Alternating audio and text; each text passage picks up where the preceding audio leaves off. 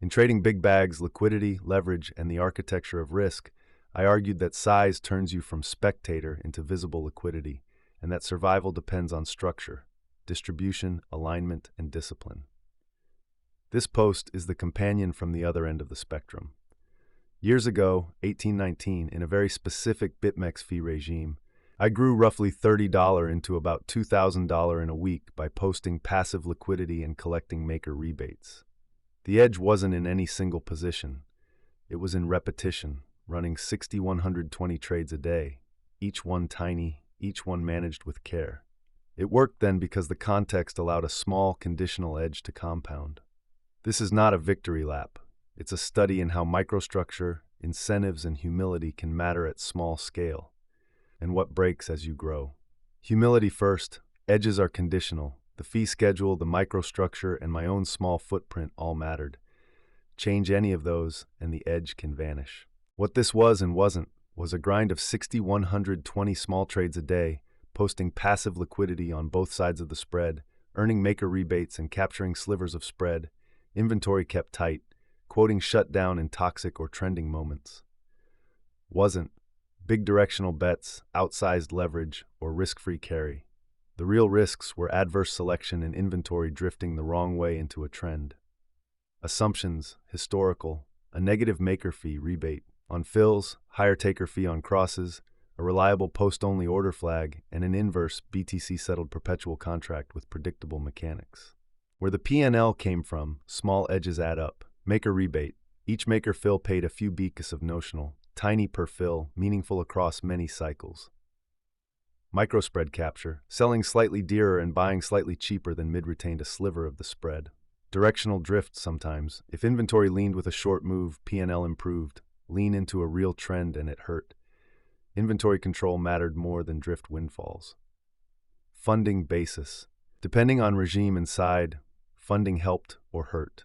The goal was to avoid letting funding bleed a small edge. Back of envelope edge components. One round trip, one maker buy plus one maker sell, ignoring direction.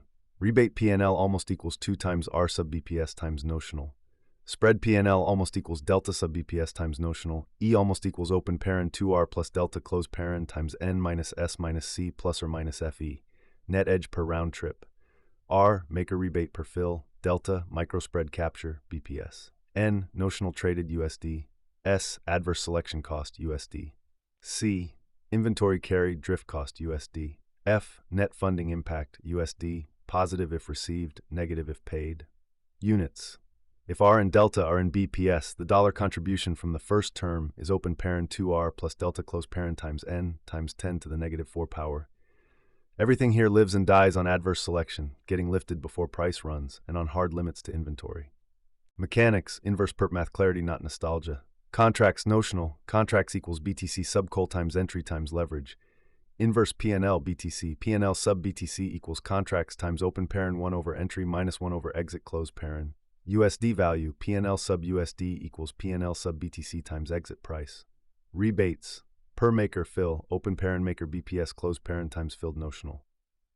Toy illustration, $100,000 notional per side. Maker rebate 2.5 BPS.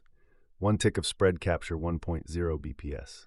If both orders fill as maker, rebate $50 and spread $10, about $60 before drift funding. The scale was small bites, many repetitions, strict risk.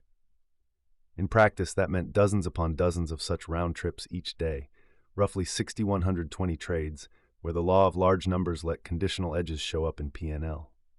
The playbook I actually used post-only or don't post, guaranteed maker status. If a replace would cross, it canceled.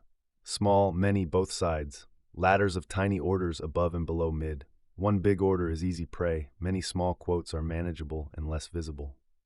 Inventory-aware quoting. Long inventory, tighten offers, widen bids, and vice versa until flat. Hard inventory caps. Max long-short units scaled to recent volatility. Hit the cap, stop quoting that side, and work down risk. Kill switches. Pull everything on trend breaks, spread collapse, funding flips against inventory, or venue wobble. Low effective leverage. Maker strategies die from liquidation, not fees. Sizing assumed routine swings. Cancel discipline. Throttled replaces to keep Q position and avoid turning makers into takers. How this ties back to big bags, from micro edge to architecture. In the big bags piece, I wrote, survivability is the first alpha. The same principle powered this small account. The difference is footprint. Small size can be invisible, big size becomes the liquidity. Here's the mapping. Small account rule, this post. Big bag architecture, prior post. Post only to earn rebates and avoid crossing participation caps and time slicing to avoid impact and signaling. Hard inventory caps by recent vol gross net exposure limits, VR budgets, stress-tested drawdown guards. Kill switch on trend spread collapse circuit breakers, cross-venue failover, session redundancy. Funding-aware inventory bias, basis management, term structure alignment with mandate. Track edge components, rebate, spread, selection. Attribution by venue contract, slippage and impact analytics, funding P&L. Stay invisible, small clips, many levels. Multi-venue distribution, lower footprint per book. Queue management. Same principle, different scale. Structure, not bravado, is what lets you stay around long enough for edge to matter. What scales, what breaks scales conceptually, kill switches, inventory caps, and refusing toxic flow. These remain core, just implemented with bigger tooling, risk engines, venue routers. Breaks with size, rebate harvest at the inside quote. As notional grows, you become the queue. Your fills get more toxic, the edge turns into impact. Context shift. If your mandate moves from BTC accumulation to USD returns hedges, settlement alignment matters, inverse versus linear. As discussed in the Big Bags post. When to stop scaling the maker rebate loop participation too high. Your quotes consistently make up an outsized share of top-of-book depth. Edge attribution flips, adverse selections funding rebates plus spread over a meaningful window. Queue position degrades, more last-in-line fills, more toxic hits, rising cancel-replace churn.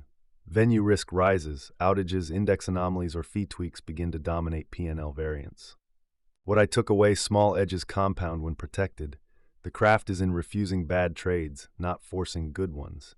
Context governs edge. A modest process in the right microstructure can work. The same process in a different context can fail fast. From micro to macro, the Big Bags toolkit is the small account toolkit, scaled and made redundant. Participation limits, distribution, alignment, discipline. It wasn't about turning $30 into $2,000. It was about learning how a tiny edge, guarded by discipline and repeated 6,120 times a day, can exist at all, and how quickly it disappears when discipline or context does. Disclaimer: this is a personal account of a past approach in a specific environment. Markets change. This is not advice. If you experiment, paper test against live order book data, assume the edge is thinner than it looks, and remember the first principle from the Big Bags piece. Survivability is the first alpha.